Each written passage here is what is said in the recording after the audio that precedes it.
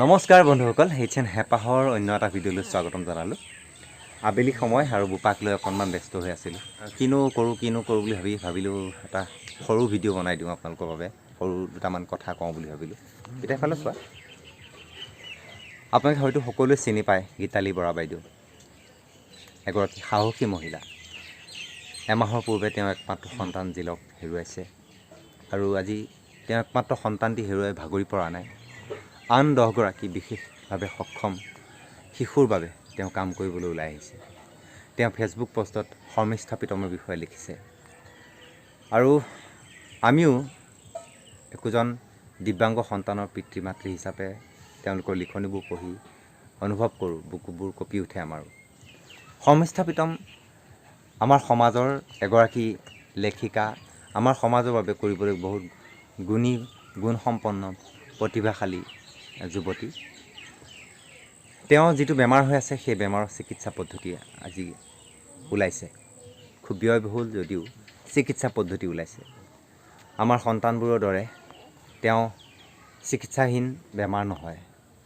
আমাৰ সন্তানটোহঁতৰ বাৰু চিকিৎসা নাই বা চিকিৎসা কৰিলেও ভাল নহ'ব, এনেকুৱা শিশুবোৰ এনেকুৱাই বুলি আমি ইতিমধ্যে গম পাইছোঁ।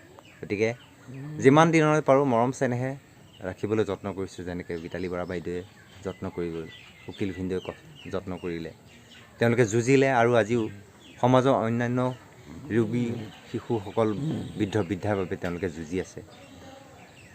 কিন্তু মই ক'ব খোজা কথাটো হ'ল শৰ্মিষ্ঠাপিতম, তেওঁ চিকিৎসা আছে আৰু চিকিৎসা তেওঁ যদি হৈ যায়, সম্পূৰ্ণ হৈ যায়, তেওঁ সুস্থ হৈ উঠিব। কিন্তু যথেষ্ট ব্যয়বহুল চিকিৎসা বুলি ইতিমধ্যে ফেচবুকত মই পঢ়িবলৈ পাইছোঁ। আমাৰ সামৰ্থ্য নাই তেওঁক টকা পইচাৰে সহায় কৰিবলৈ, কিন্তু যি পাৰোঁ কিঞ্চিত হ'লেও তেওঁক আমি বৰঙণি আগবঢ়াব যত্ন কৰিছোঁ। আৰু এই চেগতে আপোনালোককো জনাওঁ, অসমত ইমানবোৰ সুহৃদয়ৱান ব্যক্তি আছে।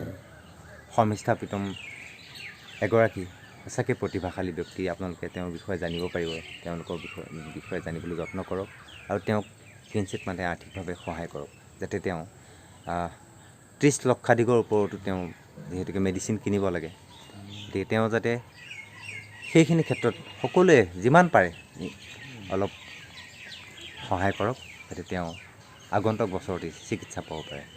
আজি ভিডিঅ'টো ইমানতে ৰাখোঁ। যিমান পাৰে দুৰ্বলীসকলক, যিসকলে অন্ততঃ মানে মই ক'ব খোজা কথাখিনি নিশ্চয় বুজিছে, যি সামৰ্থ্যৰে পাৰে কিঞ্চিত হ'লেও সহায় কৰিবলৈ আগবাঢ়ি আহক। ধন্যবাদ।